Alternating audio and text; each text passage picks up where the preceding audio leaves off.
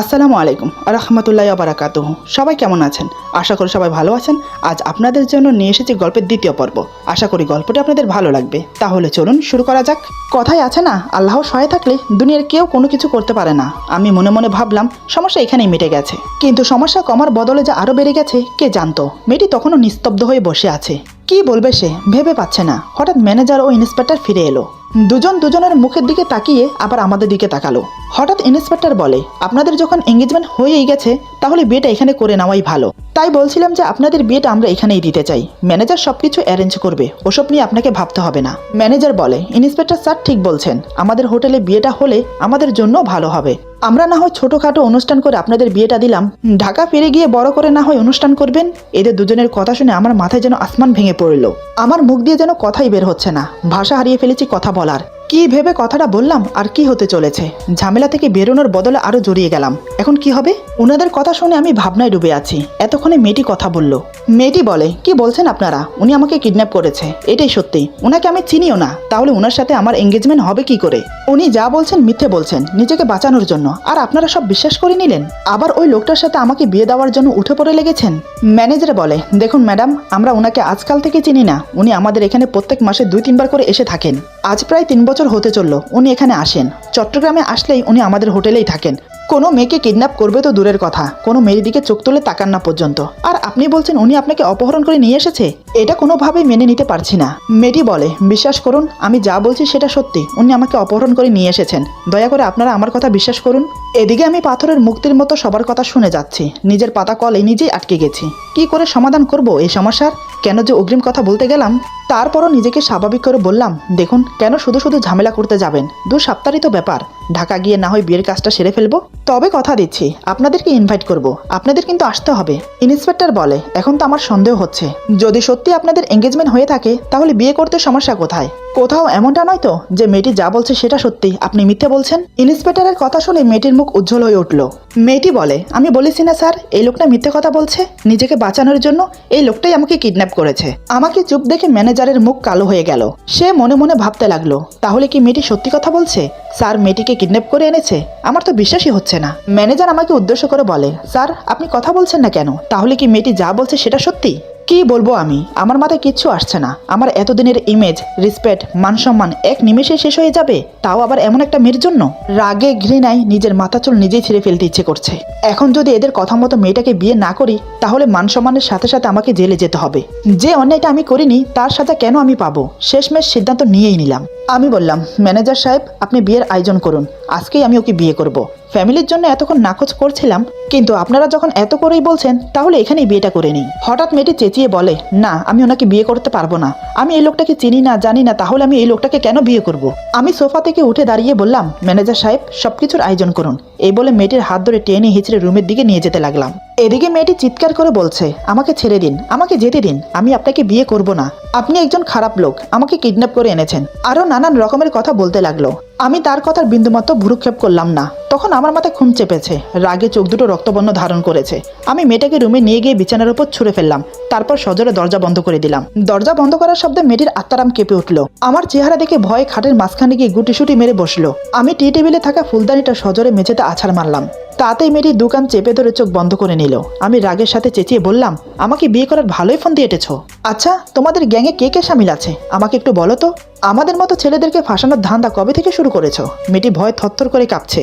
মেয়েটি কান্না করতে করতে বলে, আমি ওরকম মেয়ে না, আমি কিছু জানি না। আমি শুধু ঘরে ফিরতে চাই, আমার মা বাবার কাছে যেতে চাই, আমি কিছু জানি না। ওর কান্না দেখে আমার দেমাগ খারাপ হয়ে গেল। আমি চেঁচিয়ে বললাম, এই, তোমার নেকা কান্না বন্ধ করো। সব সমস্যার মূল তুমি। যখন থেকে আমার লাইফে এসেছো তখন থেকে আমার জীবনের সমস্যা বেড়ে গেল। বারবার করে বললাম যে আমি তোমাকে কিডন্যাপ করিনি। আমি জানি না তুমি আমার গাড়িতে কি করে এলে, কিন্তু তুমি আমার কথা বিশ্বাসই করলে না। উল্টো কি করলে? আমাকে ধরিয়ে দেওয়ার জন্য পুলিশ ডেকে বসলে। আচ্ছা, আমাকে কোন অ্যাঙ্গেল থেকে কিডন্যাপার মনে হয়? টাকা পয়সা, ব্যাংক ব্যালেন্স, বাড়ি গাড়ি, আল্লাহর রহমতে কোনো কিছুরই অভাব নেই আমার। তাহলে আমি শুধু শুধু তোমাকে কিডন্যাপ কেন করতে যাব? আমার চরিত্র এমন কোনো দোষ নেই যে আমি মেয়েদের সাথে ফষ্টি নষ্টি করব। আল্লাহ মাফ করুক, আমার মা বাবা আমাকে এমন শিক্ষা দেয়নি। মেয়েটি এখনো কান্না করছে। মেয়েটি বলে, আপনি কেন বলতে গেলেন যে আপনার সাথে আমার এঙ্গেজমেন্ট হয়েছে? তাহলে তো ওনারা বিয়ের জন্য প্যারা দিত না। আমি মেয়েটির দিকে তাকিয়ে বললাম, তো কি করতাম আমি? সত্যিটা তো বলেছিলাম, কেউ বিশ্বাস করলো না। না তুমি বিশ্বাস করলে, না ওরা বিশ্বাস করলো। ভেবেছিলাম এঙ্গেজমেন্টের কথা বলে কোনো রকম সমাধান করে নেব, তারপর তোমাকে তোমার বাড়িতে পৌঁছে দেব। কিন্তু ওরা যে বিয়ের জন্য চেপে ধরবে আমি কি করে জানবো? মেয়েটি বলে, তাহলে এখন কি হবে? আমি বললাম, কি আর হবে, তোমার আমার বিয়ে হবে, যেটা তুমি চেয়েছো। মেয়েটি বলে, সত্যি বলছি আমি কিছু জানি না। আমি বললাম, ব্যাস অনেক হয়েছে, আর কোনো কথা শুনতে চাই না, বিয়ের জন্য নিজেকে তৈরি করো। মেয়েটি বলে, আমি মরে গেলেও এই বিয়ে করতে পারবো না। আমি বললাম, আমার কোনো শখ নেই তোমার মতো মেয়েকে বিয়ে করার। নিচে যাও, গিয়ে সবার সামনে বলো যে আমি তোমাকে কিডন্যাপ করিনি, তাহলে সবকিছু সমাধান হয়ে যাবে। তারপর তোমাকে নিয়ে লোকে কি ভাববে সেটা নিয়ে আমি কনফিউজ। মেয়েটি অবাক হয়ে বলে, মানে?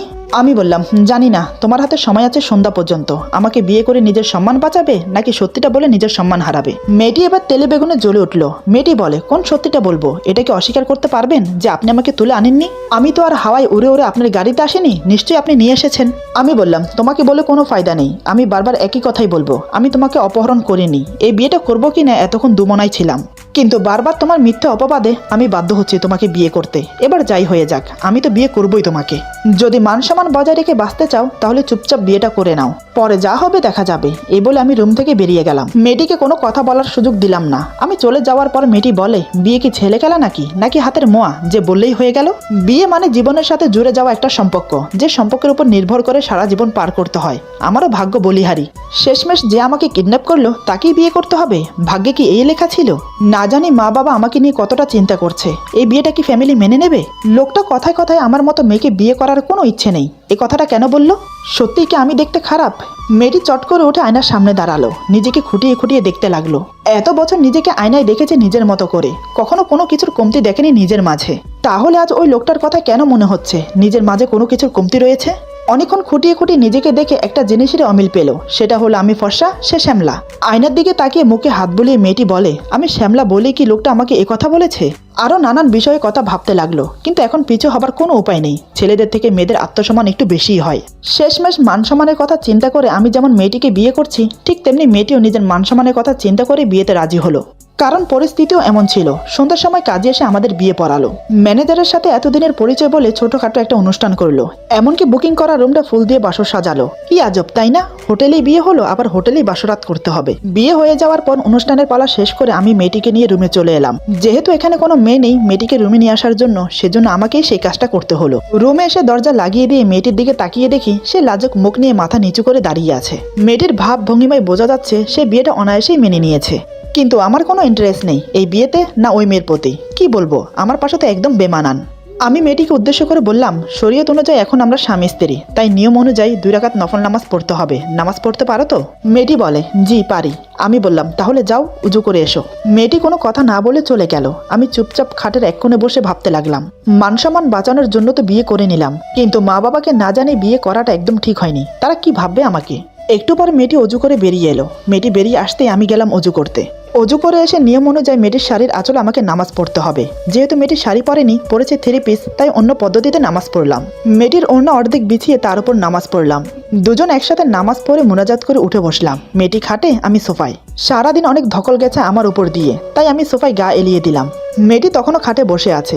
আমি বললাম, রাত অনেক হয়েছে, ঘুমিয়ে পড়ো। আমার কথা মতো মেয়েটি শুয়ে পড়লো, কিন্তু কোনো কথা বললো না। আমিও কোনো কথা না বলে ঘুমানোর চেষ্টা করলাম। সেদিন রাতে আমাদের মাঝে আর কোনো কথা হলো না। সকালে ঘুম ভাঙলো দরজায় খটখট আওয়াজে।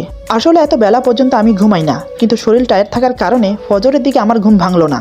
আমি উঠে দরজা খুলে দিলাম। দরজা খুলে দেখি বাইরে আমাদের জন্য নাস্তা নিয়ে দাঁড়িয়ে আছে এখানকার স্টাফ। আমি নাস্তাগুলো নিয়ে দরজা লাগিয়ে দিলাম। মেয়েটি তখনও পড়ে পড়ে ঘুমোচ্ছে। আমি কয়েকবার ডাক দিলাম, তাতেই কাজ হলো। চোখ খুলে আমার দিকে তাকিয়ে আছে মেয়েটি। আমার চোখে পড়লো মেয়েটির চোখ দুটো লাল টুকটুকে হয়ে গেছে। যত সম্ভব রাতে কান্না করেছে, নয়তোবা জ্বরের কারণে। কারণ ওর চোখ মুখ দেখে বোঝা যাচ্ছে গায়ে এখনো জ্বর আছে। জ্বর আছে কিনা সেটা শিওর হওয়ার জন্য কপালে হাত দিতে গেলেই মেয়েটি 2 হাত সামনে এনে নিজের মুখ অন্যদিকে ফিরিয়ে নেয়। সে ভেবেছে অন্য কিছু। আমি বললাম, আমি শুধু দেখতে চেয়েছিলাম জ্বর আছে কিনা। কাল রাতে নিশ্চয়ই ওষুধ খাওনি? মনে পড়লো যে কাল থেকে তো মেয়েটি খানাও খায়নি। আমি বললাম, উঠে পড়ো, গিয়ে ফ্রেশ হয়ে আসো। নাস্তা টেবিলে রাখা আছে, খেয়ে ওষুধ খেয়ে নাও। তাড়াতাড়ি করো, আমি একটু বের হব, কারণ আমার মিটিং আছে। মেয়েটি চুপচাপ উঠে চলে গেল ওয়াশরুমে। কিছুক্ষণ পর ফ্রেশ হয়ে বেরিয়ে এসে আমার সামনে বসলো। আমি একটা প্লেটে করে মেয়েটিকে নাস্তা দিলাম। তাকে নাস্তা দিয়ে আমিও নাস্তা নিয়ে বসে পড়লাম। নাস্তা শেষ করে মেয়েটিকে মেডিসিন দিয়ে দিলাম। মেডিসিন খেয়ে সেখানে মাথা নিচু করে বসে আছে। আমি বললাম আমাকে এখন বেরোতে হবে, তুমি বরং রেস্ট নাও, দুপুর হতে হতে আমি চলে আসবো, আর কিছুর প্রয়োজন হলে স্টাফকে ডেকে বলো এনে দেবে। এই বলে আমি রেডি হয়ে বেরিয়ে গেলাম। মেয়েটি আমার চলে যাওয়ার দিকে তাকিয়ে আছে, কিন্তু একটা কথা বলেনি সে, শুধু আমার কথাগুলো শুনে গেছে। সে কথা বললো কি বললো না তাতে আমার কিছু যায় আসে না। এভাবে 2 সপ্তাহ কেটে গেছে। আজ আমরা ঢাকায় ফিরবো। এই 2 সপ্তাহ না মেয়েটি আমার সাথে ভালো করে কথা বলেছে, না আমি তার সাথে ভালো করে কথা বলেছি। কারোর কোনো প্রয়োজনই পড়েনি। আজকে যখন ঢাকায় ফিরবো এটা ভেবে হাজার চিন্তা মাথায় চেপে বসেছে, কারণ আজ ওকে নিয়ে মা বাবার মুখোমুখি হতে যাব। জানি না তারা কি মনে করবে, কি রিয়েক্ট করবে, আর কি ভাববে, সেটা ভেবে বুকের ভেতরটা দুরু দুরু করছে। হাজারো চিন্তা মাথা নিয়ে মেয়েটিকে নিয়ে গাড়িতে বসলাম। সত্যি বলতে এখনো পর্যন্ত আমি মেয়েটির নাম জিজ্ঞাসা করিনি। বিয়ে পড়ানোর সময় বলেছিল, কিন্তু মনে নেই, কারণ তখন মাথায় অনেক চিন্তা। কে কি বলেছে সেদিকে কোনো খেয়ালই ছিল না। পাশাপাশি সিটে দুজন বসে আছি।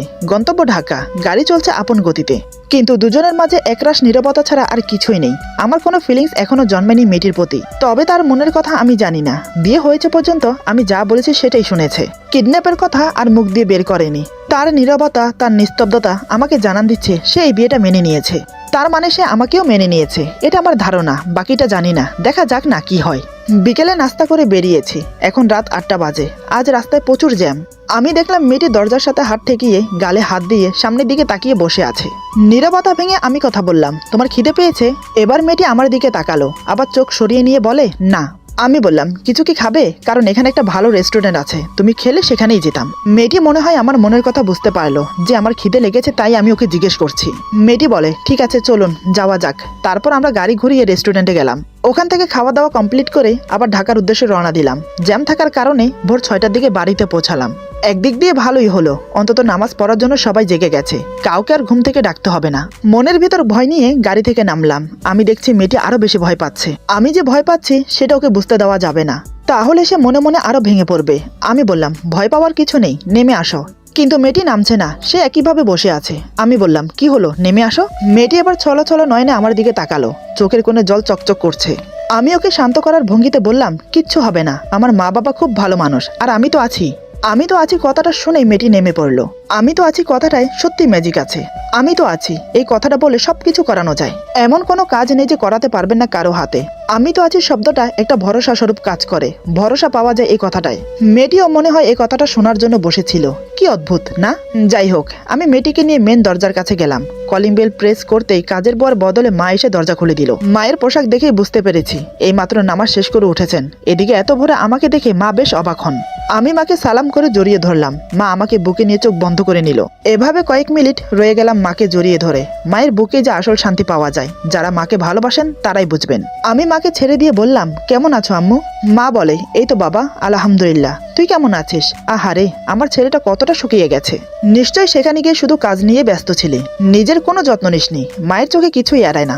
আসলে এই 2 সপ্তাহ আমি ঠিকমতো খাওয়া দাওয়া করিনি। একে তো কাজের চাপ ছিল, তার উপর এই মেয়েটির চিন্তা। সব মিলিয়ে এই 2 সপ্তাহ আমার জন্য জাহান্নাম থেকে কোনো অংশ কম ছিল না। অপছন্দের কাউকে সারা জীবনের জন্য জীবনসঙ্গী বানানো অতটাও সোজা না।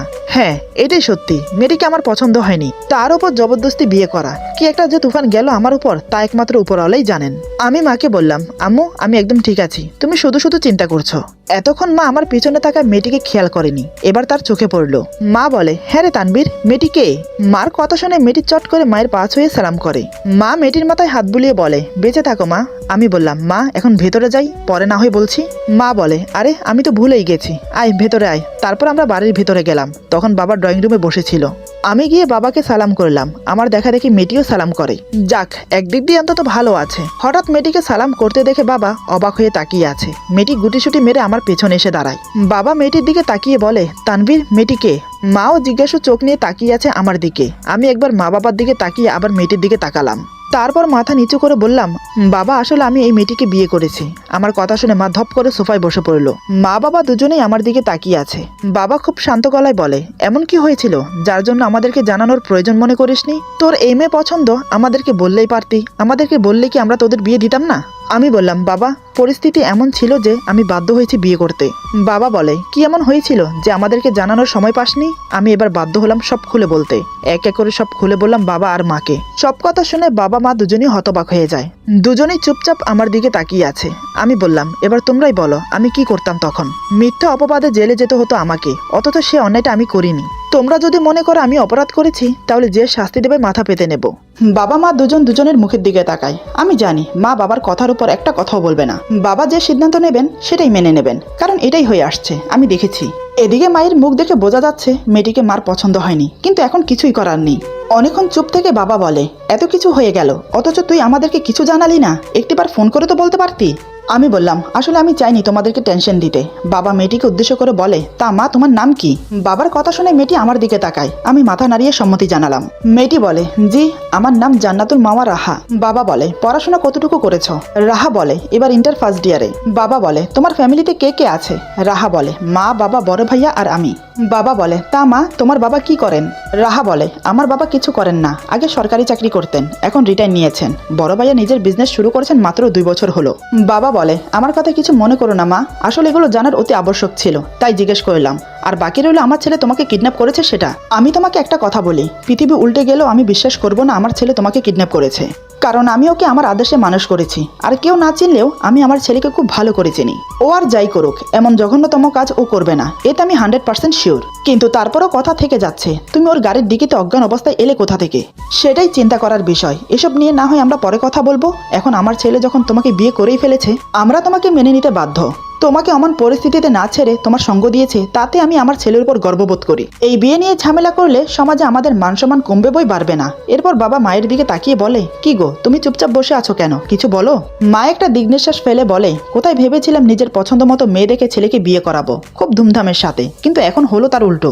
বাবা বলে, কেন মেয়ে কি তোমার পছন্দ হয়নি? মা বলে, এখন পছন্দ হলেও কি আর না হলেও কি, পাল্টানো তো সম্ভব না। আমার ছেলে যদি এমন মেয়ের সাথে সংসার করতে পারে, তাহলে আমি মা হয়ে কেন পারবো না? ছেলের খুশিতেই আমাদের খুশি, এখন তুমি যেটা ভালো মনে করো সেটাই হবে। এই বলে মা চলে গেল। মার কথায় আর চলে যাওয়া দেখে বুঝতে পারলাম যে মা মন থেকে এই বিয়েটা মেনে নিতে পারছে না, এটাই স্বাভাবিক। মা বাবার অনেক স্বপ্ন থাকে ছেলে মেয়েদেরকে নিয়ে, সে স্বপ্ন যদি ভেঙে যায় তাহলে মনে কষ্ট পাওয়াটাই স্বাভাবিক। মা চলে যাওয়ার পর বাবা রাহাকে বলে, তুমি কিছু মনে করো না মা, তোমার শাশুড়ি হয়তো একটু মনে কষ্ট পেয়েছে ছেলের এহানো আচরণে, পরে দেখবে সব ঠিক হয়ে যাবে।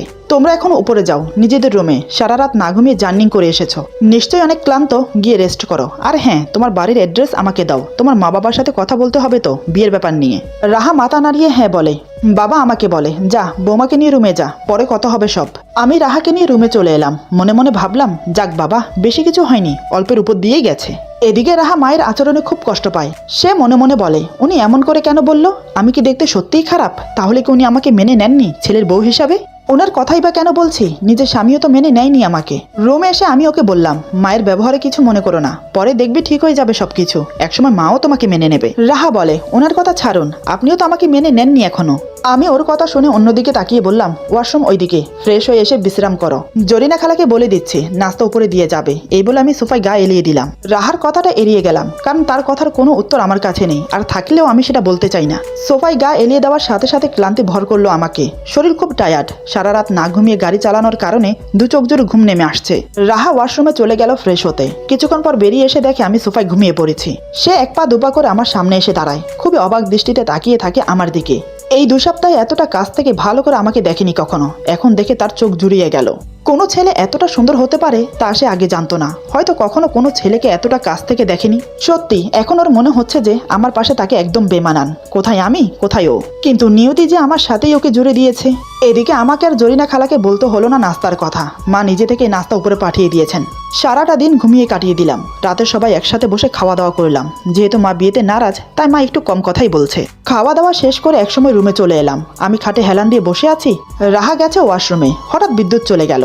আমি মোবাইলের আলো জ্বালিয়ে মাত্র দাঁড়িয়েছি, এমন সময় হঠাৎ রাহা ভয় পেয়ে ওয়াশরুম থেকে দৌড়ে এসে আমাকে জাপটে ধরে। সাথে সাথে আমার হাত থেকে মোবাইলটা ছিটকে পড়ে গেল, আর আমি রাহাকে নিয়ে বিছানার উপর পড়লাম। আমি নিচে, রাহা আমার উপরে। সে ভয়ে আমার বুকে মুখ গুজে থরথর করে কাঁপছে। আমি ওর 2 বাহু শক্ত করে ধরেছি, একে অপরের সাথে একদম মিশে গেছি। আমি ওর বাহু ছেড়ে দিয়ে জড়িয়ে ধরলাম। ওর ছাড়া চুলগুলো উড়ে এসে আমার মুখ ঢেকে দিয়েছে। আমার চোখ নিমেষেই বন্ধ হয়ে এলো ওর চুল থেকে আসা মিষ্টি ঘ্রাণে। হঠাৎ আমি ওকে ছেড়ে দিলাম। রাহা তখনও আমাকে শক্ত করে জড়িয়ে আছে। আমি বললাম, রাহা কি হয়েছে তোমার? আমার কথা শুনে হঠাৎ রাহা যা করলো তা দেখে আমি বিস্ময়ে অবাক হয়ে গেলাম। মেয়েটি থেকে থেকে এমন একটা কাজ করে যেটা আমাকে খুব ভাবায়, কিন্তু এখন যেটা করলো এটা তো আমি আশাই করিনি। এরপর যা হলো, আজকের গল্প এখানে সমাপ্ত। গল্পের বাকি অংশ পেয়ে যাবেন আগামী পর্বে। সবাই ভালো থাকবেন, সুস্থ থাকবেন, আর বন্ধুদের সাথে বেশি বেশি করে শেয়ার করবেন। আল্লাহ হাফেজ।